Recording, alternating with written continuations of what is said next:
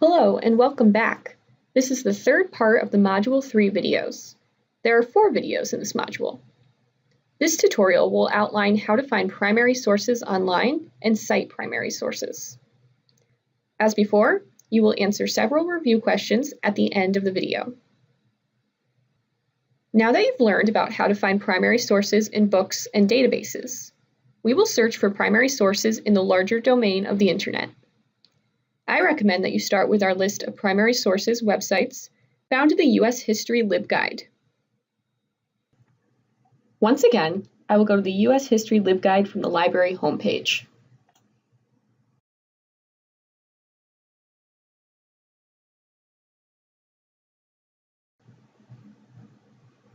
On the Primary Sources tab, I will click on Primary Sources Websites. Here is a list of about 40 websites that we consider reputable. The websites cover a variety of topics and time periods.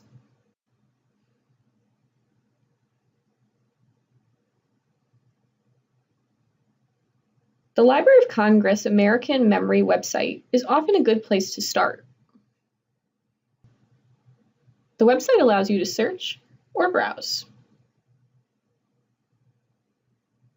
I am looking for African American resources. In Refined by Results in the left-hand column, I will click More Subjects to see all of the subjects.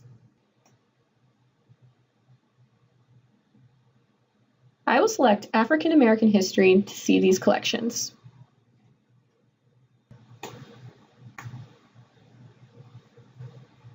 I am interested in the From Slavery to Freedom, the African American Pamphlet Collection. Once in that collection, I can search by keyword or browse by subject, author, or title. So I will browse by subjects.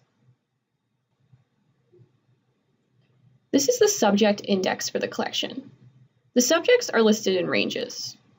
If I was looking for slavery in Virginia, I would click on the 4th range, slavery in the church.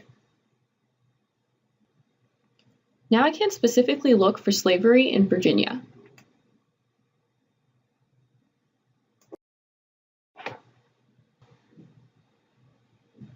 Clicking on a subject will give you all the documents related to the subject, as seen here.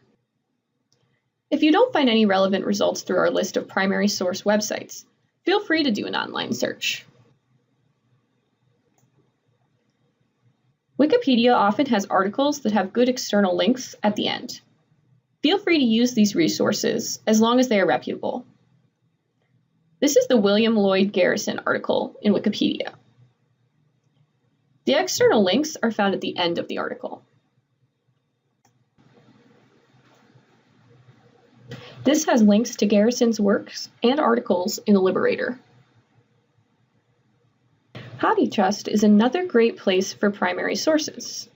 It is a digital library that has a partnership with over 100 research institutions and libraries. It contains close to 14 million volumes of material. Since the library is so large, the best way to search is by subject. You can do this in advanced search. I will search for William Lloyd Garrison and limit to subject.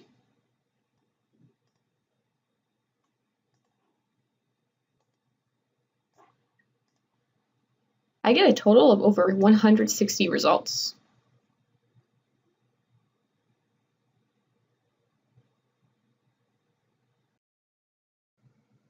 Finally, Google Books is also a good place to look for primary sources.